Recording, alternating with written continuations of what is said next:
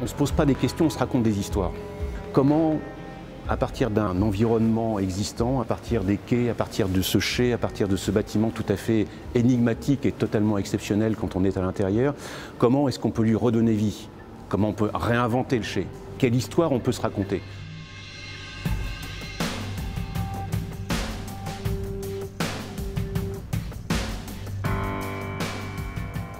C'est quoi? C'est une prison? C'est un chai? C'est un opéra? On ne sait pas où on est, on ne sait pas où on est. Quelle histoire on pouvait se raconter ici? Voilà ce qui nous a totalement motivés quand on a commencé à travailler sur ce sujet. Vraiment, essayer de trouver la mise en écho d'un site et d'une histoire que nous avons imaginée pour ce lieu.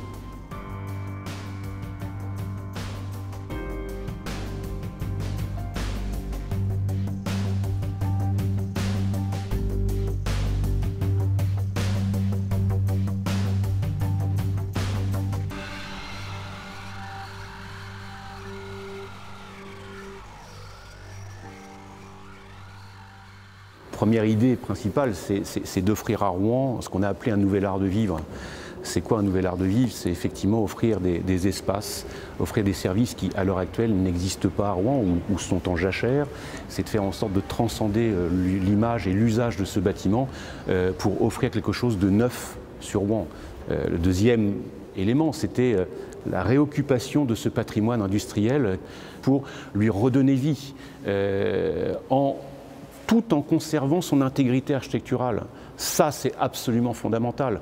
Il était hors de question, à travers notre travail, que nous détruisions, que nous altérions l'intégrité architecturale de ce bâtiment, que ce soit en intérieur ou en extérieur, et faire en sorte qu'il puisse continuer à vivre tel qu'il est, mais en lui redonnant un lustre qui lui revient tout à fait. Comment allions-nous rattacher ce nouvel équipement avec tout ce qui se passe sur la réinvention des quais qui deviennent maintenant des lieux d'activation culturelle, des lieux d'activation, d'animation extrêmement importants pour toute la population, moi y compris.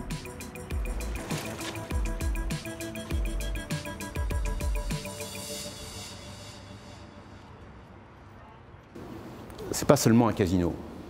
C'est extrêmement réducteur de dire que notre programme n'est qu'un casino.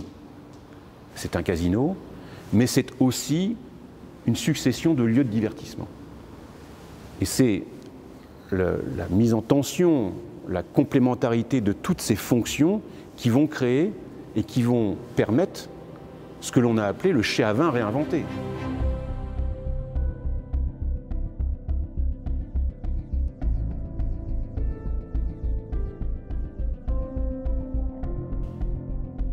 Là, à notre pied, c'est un espace qui fait plus de 1000 m².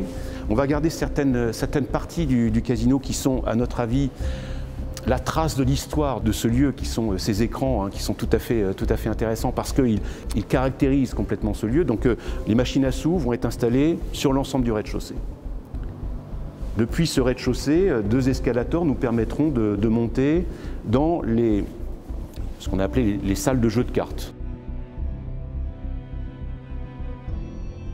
Viendront en complément de ces lieux des bars, des espaces de snacking, une terrasse qui va venir se développer sur l'extérieur plein sud qui permettra d'engager un rapport avec la foire. Imaginons que le chai à vin réinventé soit conçu aussi comme l'une des attractions de la foire.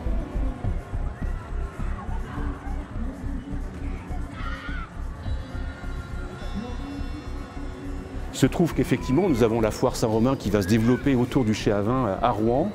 Ça nous a semblé intéressant d'imaginer qu'à l'intérieur de notre bâtiment, nous puissions développer ce musée des Arts Forains de manière à faire en sorte que ce soit aussi un lieu avec des expositions qui puissent être des expositions tournantes. Voilà quelque chose qui nous paraissait aussi important. Autre élément extrêmement important du programme, c'est que nous avons imaginé un espace d'exposition, de dégustation œnologique.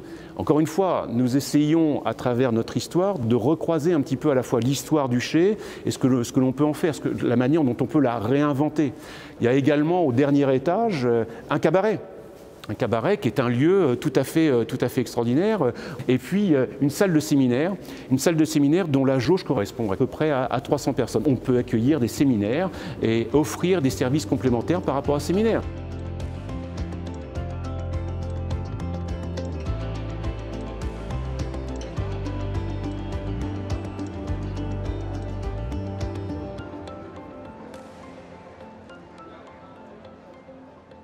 Le chai à vin fait une quinzaine de mètres de haut. C'est un belvédère qui fait plus de 1500 mètres carrés, qui est ouvert sur les 4 faces de la ville et qui nous permet d'avoir un point de vue tout à fait extraordinaire sur les boucles de la Seine. Alors on a effectivement la presqu'île Rollet qui vient d'être revégétalisée. On a les boucles de la Seine avec toute l'histoire de Flaubert, le Croisset. On a vraiment toute cette histoire-là. On a le port qui est un espace extrêmement vivant, le terminal croisière qui est tout proche sur les quais.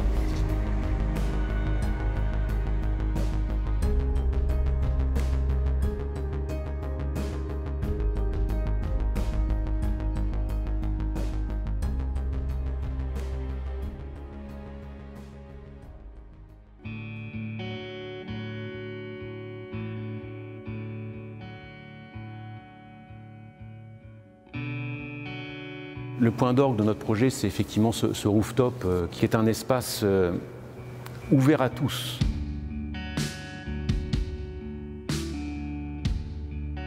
On peut aller, en se baladant sur les quais, monter sur le rooftop, admirer la Seine.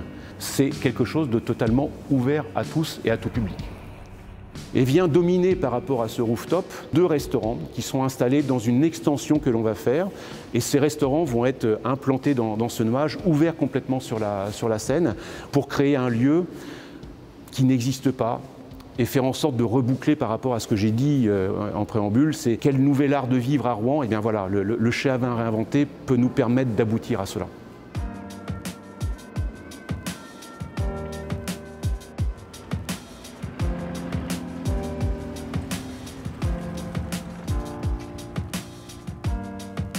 Il a fallu trouver le moyen terme entre le respect absolu de l'intégrité du bâtiment et en même temps une audace architecturale extrêmement prégnante puisque nous réinventions quelque chose qui soit totalement neuf sur le paysage urbain.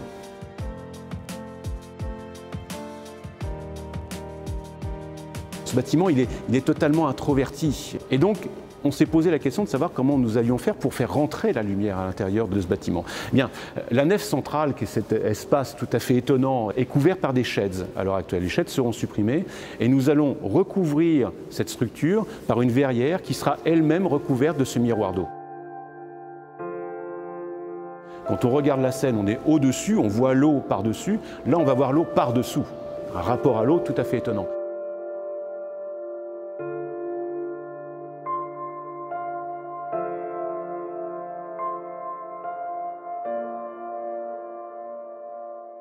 Si l'intégrité de l'enveloppe du chai est respectée, la stratégie que l'on a adoptée a été de venir couvrir ce chai par un nuage. Ce nuage vient couvrir d'une manière très sensuelle, si j'ose dire, et j'ose le mot, très sensuelle, ce bâtiment qui est une sorte de monolithe en minéral. À l'intérieur du nuage vient se nicher les restaurants. Là, on aura quelque chose, on va aller dîner dans les nuages. On peut avoir une vision tout à fait poétique de ce que ça va donner. Ce nuage, un peu comme une traînée de brume, va venir se prolonger sur la façade du parking silo. Et donc, cette traînée de brume à cet endroit-là va réinventer et va reproposer une image totalement nouvelle et totalement réinventée de l'entrée de la ville. Un équipement tel que celui-là, va nécessiter une quantité de stationnement relativement important. Et donc la solution que l'on a proposée est la création d'un parking silo qui vient s'implanter en façade nord du hangar 23, qui est architecturé d'une manière tout à fait spécifique et qui permet de relier le travail de remodélisation, si j'ose dire, que l'on a proposé sur le chai par rapport à ce nouvel équipement et ce nouveau service qui est le parking silo. Je terminerai sur le parking en disant que nous avons évidemment pensé ce parking d'une manière prospective. Ce parking est réutilisable, on peut le réinventer d'une certaine manière puisque la structure nous le permet. On est en mesure d'imaginer que ce parking puisse devenir des bureaux. Donc cette mutation du parking est envisagée à l'intérieur de notre projet.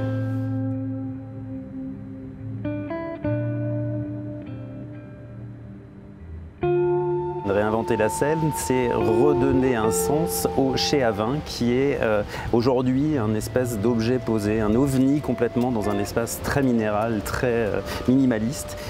Donc lui redonner un sens, une identité, une reconnexion et le raccorder complètement à la Seine et à la ville et que le projet vraiment s'intègre dans un processus beaucoup plus vaste et global avec des véritables traversées qui longent en fait le chai et qui reconnectent la Seine, l'eau, le port et de façon plus éloignée toute la vallée du Cailly et tout le grand paysage.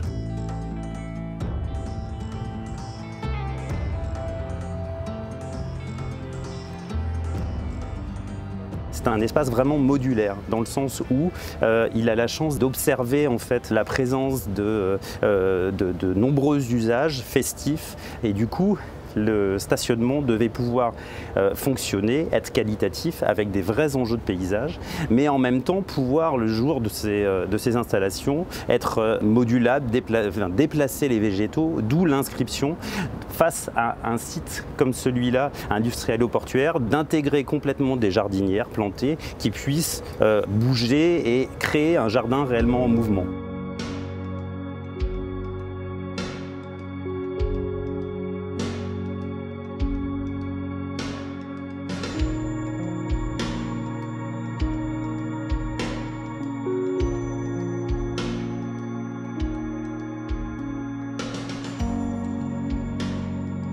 Un casino à Rouen, c'est d'abord un marqueur métropolitain qui va permettre à l'agglomération de se mettre à niveau par rapport aux métropoles concurrentes.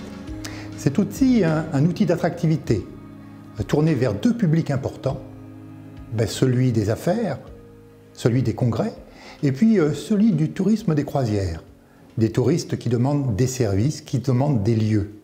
Des lieux, c'est peut-être ça aussi l'intérêt du casino, c'est que c'est un lieu d'impertinence, de rencontre, de création, eh bien pour un public de Rouennais, un public de Normands qui vont peut-être apprécier leur ville différemment.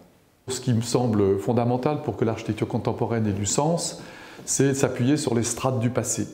Grâce au chai, on a les éléments de ce passé, de cette histoire, et on a un changement de fonction extrêmement percutant avec bien sûr ce casino, mais aussi une histoire autour des forains, etc., toute une série de déclinaisons. Et je pense qu'on tient vraiment là quelque chose d'ambitieux, ce qui est indispensable pour Rouen et sa métropole.